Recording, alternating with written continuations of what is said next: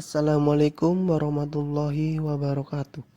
Perkenalkan, nama saya Panji Normawan dari program studi S1 Farmasi Bakti Mandala Husada Slawi. Pada kesempatan kali ini, saya akan membahas tentang induksi apoptosis antiperatif dan celating again. Semoga video kali ini bermanfaat bagi kalian. Pertama, kita akan membahas apa itu induksi apoptosis. Apoptosis adalah suatu proses kematian sel yang terprogram, diatur secara genetik, bersifat aktif, ditandai dengan adanya kondensasi kromatin, fragmentasi sel, dan fagositosis sel tersebut oleh sel tetangga. Apoptosis dipicu oleh eksogen dan endogen. Rangsangan seperti radiasi ultraviolet, tekanan oksidatif, dan bahan kimia genostosik merupakan fenomena dari suatu sistem biologi pada kerusakan DNA dan mengaktifkan menstabilkan P53 pada inti sitoplasma serta mengatur protein lain yang mengatur jalur apoptosis intrinsik dan ekstrinsik.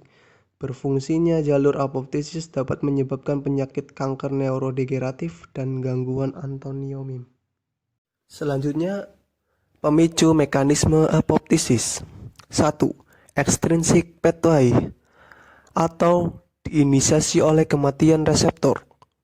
2. Faktor extrinsic mitochondria pathway. Di sini saya akan menjelaskan apa itu extrinsic pathway. Extrinsic pathway atau ikatan antara fal suatu TNF dengan reseptornya. TNF adalah molekul penginduksi interseluler yang berupa asam amino 157 dihasilkan terutama oleh makrofag yang teraktivasi merupakan mediator apoptosis ekstrinsik utama. Kedua, faktor intrinsik. Pathway ini terjadi oleh karena adanya permeabilitas mitokondria dan pelepasan molekul proapoptosis ke dalam sitoplasma tanpa memerlukan reseptor kematian. Berikut fungsi apoptosis.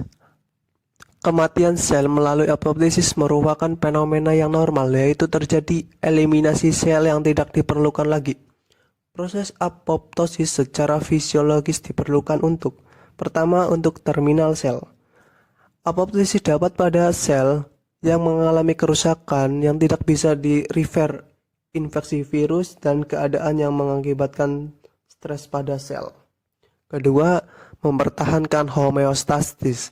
Pada organisme dewasa, jumlah sel dalam suatu organ atau jaringan harus berada dalam keadaan yang relatif konstan atau seimbang. Perkembangan embrional. Kematian sel yang terprogram merupakan bagian dari perkembangan jaringan.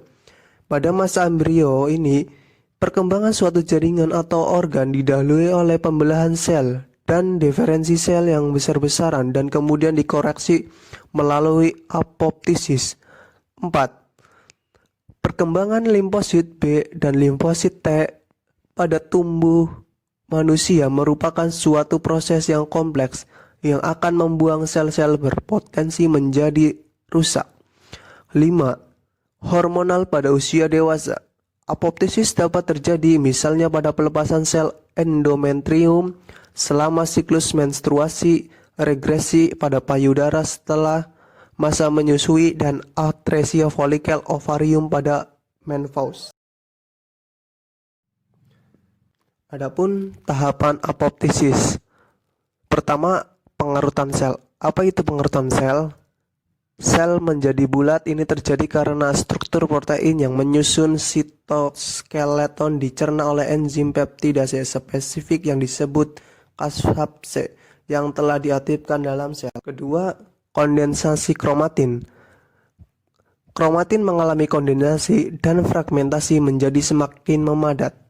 Kromatin berkelompok dengan perifer. Pada tahap ini, membran yang mengelilingi inti sel tampak utuh, walaupun caspase tertentu oleh melakukan protein pada inti sel. Ketiga, pembentukan tonjolan sitoplasma dan badan apoptosis. Membran sel memperlihatkan tonjolan-tonjolan yang irregular atau blebs pada sitoplasma. Sel terpecah menjadi beberapa fragmen yang disebut dengan apoptic bodies. Yang terakhir, fagositosis badan apoptosis. Apoptosis bodies akan difagosit oleh sel-sel yang sehat maupun sel makrofag yang ada di sekitarnya.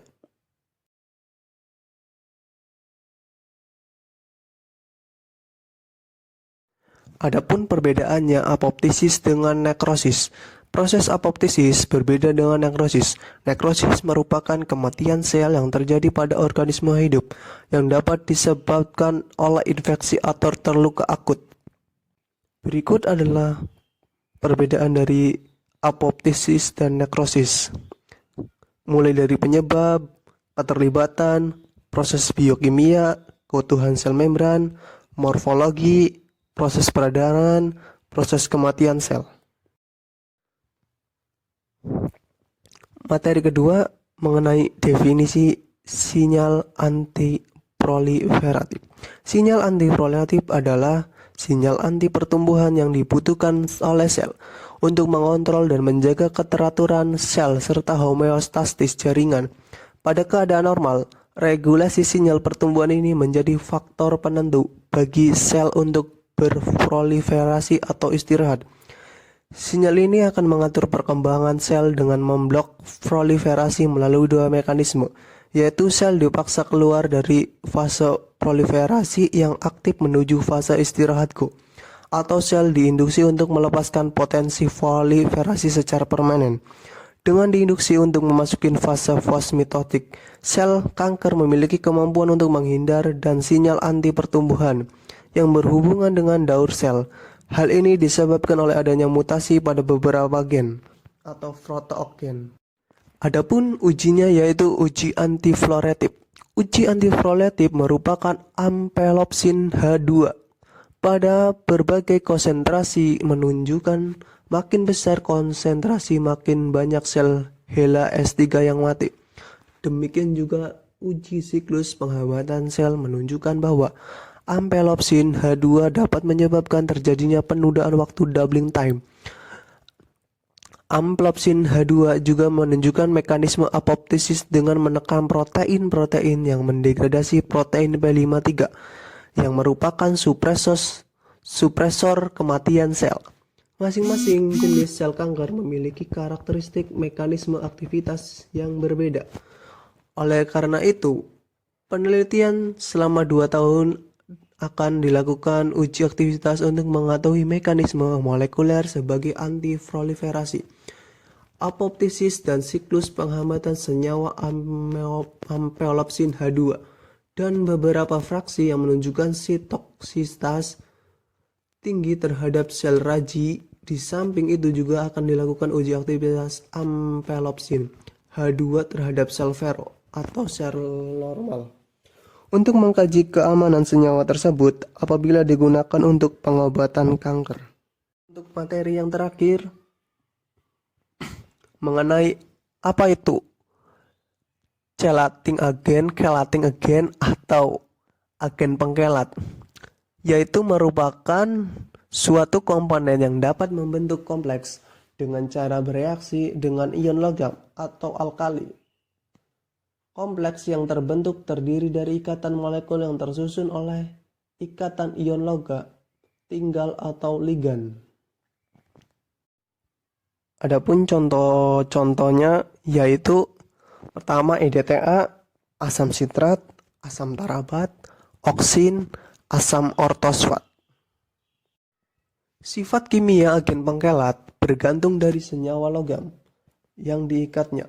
Sifat kelarutan pengkelat juga bergantung dari senyawa yang terikat, di mana ia dapat menjadi terlarut maupun tak terlarut. Mekanisme kerjanya mempunyai agen pengkelat. yang dapat diperoleh dari bahan organik, contohnya seperti flavonoid.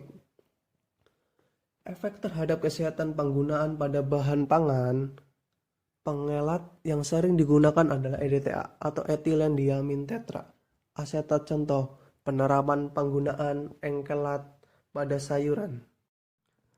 Terima kasih. Wassalamualaikum warahmatullahi wabarakatuh. Arigato gozaimasu.